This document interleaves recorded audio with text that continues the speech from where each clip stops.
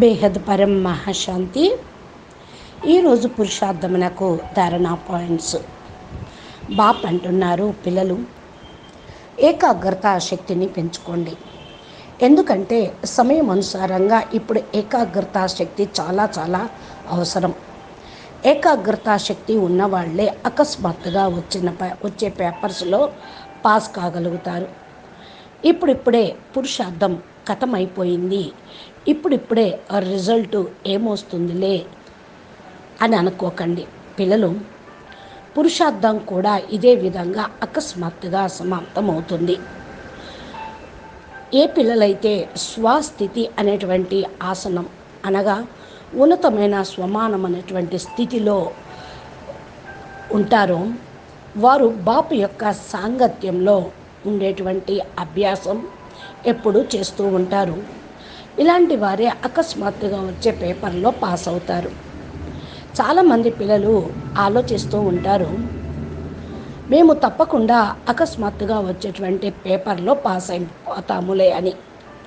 కానీ ఆ లాస్ట్ అకస్మాత్తుగా వచ్చే పేపర్లు చాలా భయంకరంగా ఉంటాయి. ఏ విషయంలో మిమ్మల్ని బలహీనంగా చేస్తాయో మీకు తెలియదు. అకస్మాత్తుగా పేపర్లో అలాంటివే ఉంటూ ఉంటాయి. ఆ సమయంలో స్వయం బాపు యొక్క స్మృతిని కూడా అవి మరిపింపచేస్తూ ఉంటాయి. ఆ సమయంలో విస్మృతి అయిపోతే, అందుకని మీరు స్వయంగా పరిస్థితిలో సమయంని సాకువుగా చేసుకోకుండా, చిక్కుల్లో పడకుండా స్వయం స్మృతి బాపు యొక్క స్మృతిని సదా స్మృతిలో ఉంచుకోవాలి అంటే ఇప్పటి నుంచే మిమ్మల్ని మీరు ఉన్నతమైన స్వమానం యొక్క స్థితిలో ఉండేటువంటి డ్రిల్లు చేస్తూ ఉండండి.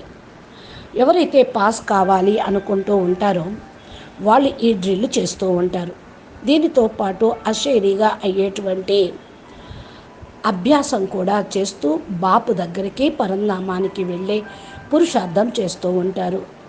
ఎవరైతే స్వయం ఆత్మ రియలైజ్ అయ్యి బాపుతో పాటు కనెక్షన్ జోడించే పురుషార్థం చేస్తూ ఉంటారో, అనగా బాపు యొక్క శ్రీమతం అనుసారంగా నడిచేటువంటి పురుషార్థం పైన 100% పూర్తిగా అటెన్షన్ పెడుతూ ఉంటారు.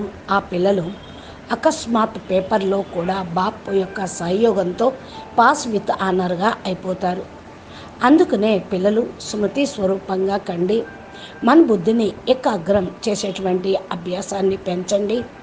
మాటి మాటికి బాపు ఈ మాటే ఎందుకంటున్నారు, అకస్మాత్తుగా ఆశ్చర్యజనకంగా వస్తాయి పేపర్సు పరివర్తన అని.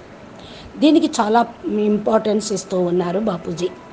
అందుకనే సమయానికి మహత్యం ఇవ్వండి. సమయం గురించి కూడా బాపూజీ దాని మహత్యాన్ని అర్థం చేయిస్తూ ఉన్నారు. మీరు కూడా తెలుసుకొని పురుషార్థం చేయండి, లేకపోతే అప్పుడు ఏమీ చేయలేరు.